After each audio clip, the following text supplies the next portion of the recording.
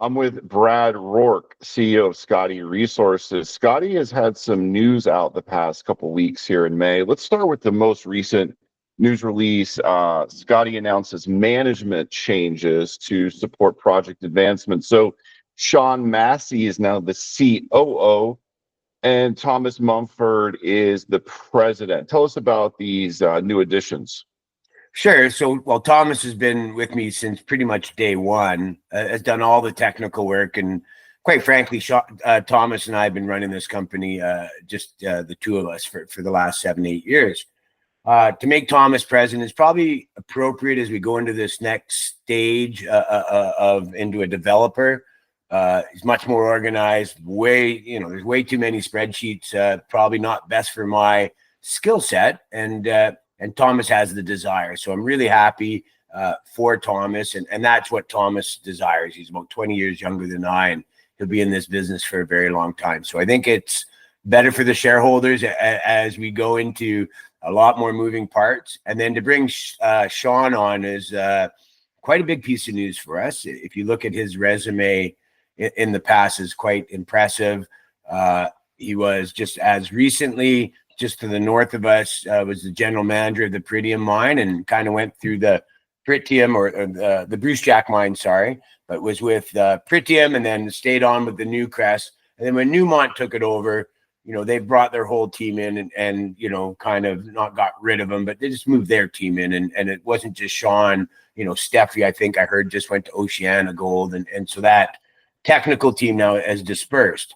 Before that, he built the new Afton mine. That's Canada's only, maybe even North America's only block cave mine, but he built it on time, on budget.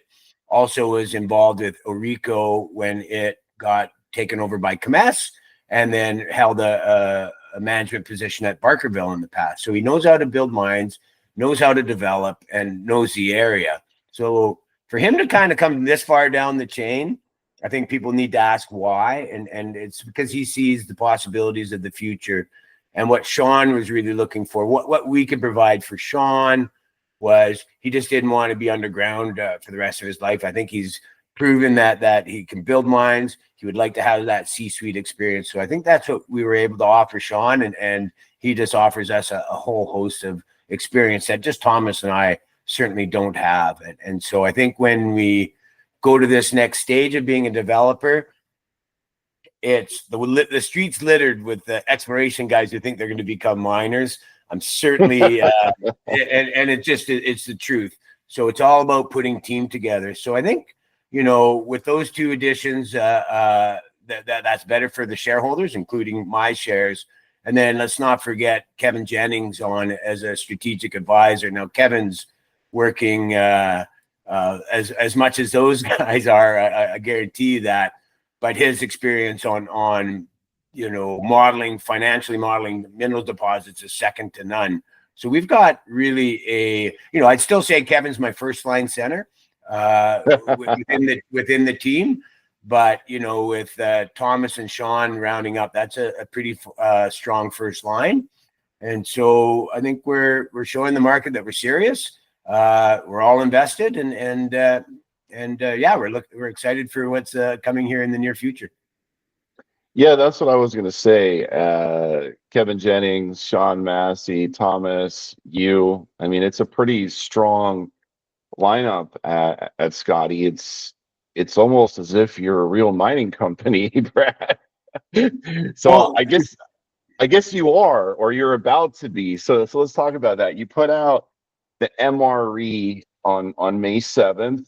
My first takeaway, just looking at the headline, was, it's lower than I expected. I was looking for 1 million ounces, but I dug into it a little deeper, and I think I understand what happened here. And this is basically optimized for the open pit mining in the early years to get the capital, the capex payback as fast as possible, and then you can go underground later. And so I feel like a lot of ounces were left out of this. Is that correct? Yeah, certainly. I mean, the way these things work, we could have went with a larger headline number, but it wouldn't be how you would mine it. And so Kevin being with his experience, and and Sean, we've been talking about with for a long time now. We decided that let's go with grade. Because we're so under drilled, we're very proud of that 700,000 ounces. Because if you look at the grades, underground at 9 grams is pretty exceptional. But more importantly, the open pit, or it's going to be like a shallow open pit. In fact, it's going to be 2 small pits. And one of the reasons we did these trade-off studies is we want to avoid an EA process. And that has to do with a lot of surface disturbance with past disturbances. And that was the best way that we thought we could avoid the EA process, much like what SCOT had done in the past, because you just add a few more years onto that permitting process. So we went with 2 small little pits, but they're very profitable. When you see 3.2 from an open pit scenario, starting right at service, your development costs are low. And then with that ore sorting study that we put out, a couple months ago, we can upgrade that open pit material, call it 7-8 grams. And so I think that's something people should be aware of. Is extremely low intensity as far as capital cost to get to that. And, we have 2 scenarios. We could do the whole enchilada, or CapEx will be, just call it under $100 million, which is still very good. But if we just focused on the pits, we could actually mitigate a lot of dilution in the future. And because of the direct shipping ore model that we've been working on, we kind of have a line of sight to where these financial models make a lot of sense. And so as you can see, we've that ore sorting study was specifically for that DSO modeling, and dealing with off takers and perhaps alternative sources of financing to move us forward, and that seems to be working out really well right now. Okay, so it's late May. Golden Triangle usually gets kicked off at some point in June. So tell us about what your plans are at Scottie this summer, because I also see in this news release from May 7th that you're going to have a PEA out before the end of 2025. Correct. Based on that DSO model. Correct. And I think one of the strategies, there's hundreds of us junior exploration companies. They're all great stories. How do we differentiate ourselves? So what we would rather be as a developer, and that's why we had the MRE come out, so we could put the PEA out on the DSO model. And developers are getting a lot more respect than the exploration companies. So that is one of our strategies. I think what you'll see, I already have people up on site now. It's a low snow year, so we have people in the warehouse right now. Team is working on putting together the 2025 program. And what I can say now is we'll put out a release when we get it refined to exactly where it's going to be. But it's going to be the biggest program we've ever done, without a doubt.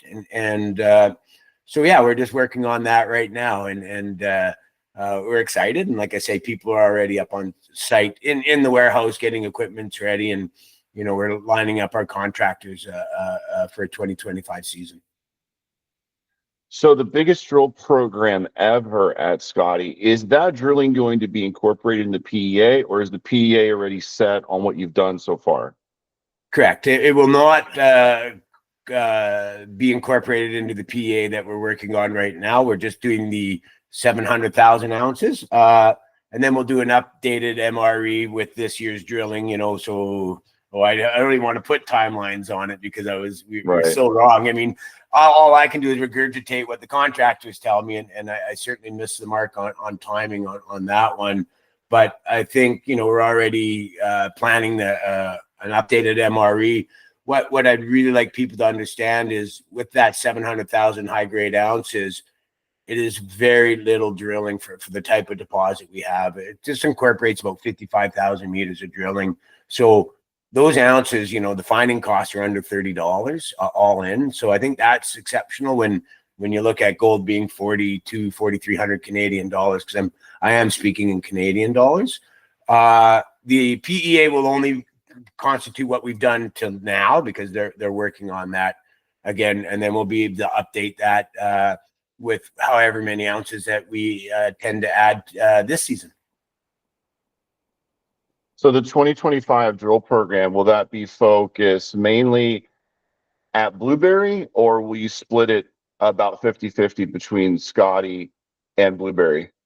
No, I think it'll be mostly Blueberry. We want to make sure we bring everything up to an indicated level. And I mean, we certainly are going to, let's just say 20% of that program will be exploration in and around Scottie. We still see that, you know, there's all these new zones we found that we have, you know, C and D, or this Wolf Zone or the P Zone. These are showing bonanza grades just like Blueberry. Cost me a little bit more money because there's a helicopter aspect to it. So I imagine that when the final comes out, about 20% exploration in around Scottie, but focus mostly on those two small pits at Blueberry. And then also, as you're drilling down, we'll continue to go down deeper because there's so many more ounces that we could put on the board deeper into Blueberry. I mean, most of that resource would be just on the top 300 meters, but we were hitting bonanza grades at 400 meters. We just don't have enough holes down there. But I mean, it doesn't look any different than the top part of Blueberry. We just, you know, because of budgets, we've always just kind of had to, you know, go with the lowest hanging fruit and preserve our money. But you'll see, as you know, and another neat thing, Robert, is now that we picked the lane on how we're going to mine things and such, we'll drill it in a different fashion right now, rather than hitting two structures with the lithological contact and the cross-cutting structures. Now that we picked a lane, we'll be drilling it in a little bit different aspects because we've determined how things are going to look. So I believe it's a lot more efficient because we've just picked a way in which we're going to develop this. So biggest drill program in the history of the company, followed by PEA, followed by another resource update in 2026. At some point in 2026, we won't pin you down on a month. Sounds like you're moving pretty fast, Brad. So is this the sort of situation where you could get this operating in the next few years, like actually have an operating mining operation? Yeah, so we've been working with a whole host of consultants for a long time now, just to try and understand when you could turn rocks into dollars. Again, if we can bypass that EASIS process, because understand, we do have a permit in care and maintenance, much like SCOT, our neighbor. They had a permit in care and maintenance, and so there's just a little bit of courtesies that we get that perhaps you would from a greenfield situation. You know, our assumptions is for, you know, if we went hard, and that's not from today, because I still have to make that decision to spend that money on the permitting and such, but you're looking at, you know, it could be as early as 30 months, 36 months, and turning rocks into dollars, even though that seems like a long time. There's very few people that can claim that short of a timeline. And then we have hopes and dreams that, you know, the premier of British Columbia said they want to fast track things. We believe we'd be the perfect candidate. We're brownfields. There's a lot of history on the actual mining at Scottie. They did a 50,000 ton sample with the Westman mill, which is now called SCOT in the past. You know, and then we have bulk sample permits that are in play now that, you know, gives us just a few, you know, test markets or proof of concept. So, you know, we'll be able to do these small little mining that we might even get to by the end of this season. So we're still working on a few details, but it's a possibility. But mostly, regardless, that timeline is as quick as anybody that you would compare me with. I don't know if anyone could be as quick, or they might be equals, but not quicker. Yeah. Fast tracking mining permits. What a concept. That would be a breath of fresh air in BC and in Canada and in North America, quite frankly. So fingers crossed on that one. You know, I see Scottie moving ahead, full speed ahead. I see Dolly Varden, you know, making some moves, and they're getting ready for a big drill program in the Golden Triangle. Just picking your brain here as a CEO of a gold company in the Golden Triangle. Who do you see as the big movers in terms of the consolidation of assets in the Golden Triangle? Wow, Sean has done a heck of a job. I mean, he's really put the pedals to the metal here in the last few months, taking over the Kinskutch property, then taking over the Strike Point, the old Porter, Idaho, of which he was familiar with. He'd worked on that in the past, and now he's taken over a couple little assets from Mountain Boy, which is right in our area. So Sean's running very fast. I mean, he now has more land than we do now. I started with 400 hectares and I did all this consolidation up until about 2022. And then I just determined that we have enough land because I have a hard time exploring everything that we have now. But certainly Sean's done a heck of a job consolidating that southern end. And yeah, so hats off to him and excited to, he's got a lot of traction going there. That being said, we still have one of the largest positions in the Triangle. I'd like to point out we're 100% paid for. There's no earn-ins. We don't owe a dime to any of it. It's all in very good standings. The Georgia River, it's good for another 8 years because we drilled it. Scottie obviously has, enough credits for the, I think it's a 10-year max. So that those lands are in good positions. And, we've been working on our Cambria project. We've been mapping it. We've got tons of targets. It's just a matter of allocating. Just can't go drill everything. Now, in 2021, it was Gwen Preston goes, Brad, you're drilling everywhere. Well, because we were trying to tag into something. But now that we've focused in, I don't want to be drilling everywhere. I just want to focus in on the deposits that we have, growing them, and we can do that quite efficiently. And I think that's what we've proven with that resource that we put out. It's only 55,000 meters of drilling, Robert. Yeah. What's the target that you're most excited about for 2025? Like which target are you like, I'm excited to see the drill get back out there. I think we're going to be able to grow the number of ounces there, or maybe even make a new discovery. I believe I could, I think it's underappreciated, let's say, the Scottie Gold Mine. Now, Blueberry's been fantastic. You're right on surface, and we can continue adding ounces. But where I think the latent value is that we were frustrated with the MRE in the sense that we believe that Scottie should have got a little bit more credit than it did. But those are the rules, and we're not arguing the rules. That's fine. But I believe that Scottie actually is still so underexplored. And the reason we went with Blueberry is because it's skid drills. It's just way cheaper for me to drill Scottie. But if you compare all the other guys in the area, they all have a big helicopter aspect, and their drilling is expensive. Even my Scottie drilling is still per meter, probably some of the most efficient drill holes you can do. So I think there's a lot more at Scottie. We've personally found 3 zones that were never on the books before. The newest one being the Wolf Zone last year, the P Zone, C and D. Now, none of those qualify for that resource. And if you look at the C and D veins a few years back, we've got 4 or 5 bonanza holes there. We just don't have enough drilling that it would fall into that resource category. So I think, we can add ounces there, and those are higher grade ounces. But yeah, I mean, how do you pick one over the other? I don't know. The underground Blueberry is very accessible, very, very profitable. And so, but I honestly believe that, when we did the MRE, we were disappointed with what they gave us for Scottie. But on the other hand, what we got underground at Blueberry was probably a little bit better than we imagined. So again, yin and yang, give and take. 9 grams underground at Blueberry. I think we were more anticipating more that 6-7 gram area. So we were pleasantly surprised with that. And then with Scottie, it just so under drilled, and we assumed we'd get some credit for historic drill holes in the past because we know the Scottie Gold Mine produced a 0.5 ounce per ton. We just didn't get any credits for those. So we have underground permits. If we really wanted to drill off and add ounces, we know how to do it at Scottie. But I think we'll still focus on the Blueberry because it's, if we can focus on one, start turning those rocks into dollars, that's less dilution as we develop the other 2 other projects, underground Scottie, underground Blueberry.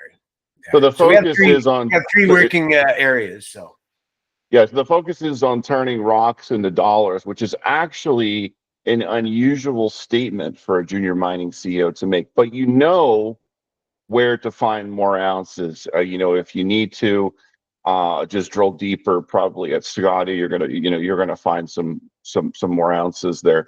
Final question, Brad. Important always to ask a company. How much cash do you have right now, and when can we hear? When can we expect to hear about the summer drill plans, the details? Well, there's $6.5 million hard dollars in the treasury today. I think we probably a couple weeks away. We're just talking to the internal partners right now on appetite and just to kind of see, how we're going to manage this program that we were about to run into. So I certainly have enough money to start all these things with that $6.5 million treasury.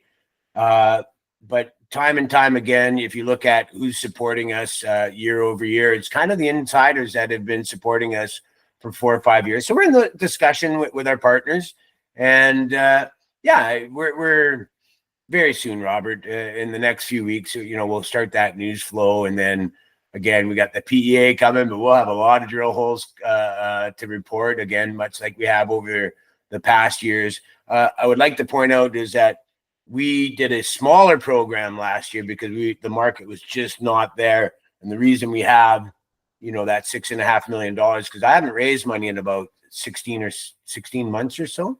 And so, we preserve cash. Now we're running again, we're going to fight our way into the development category.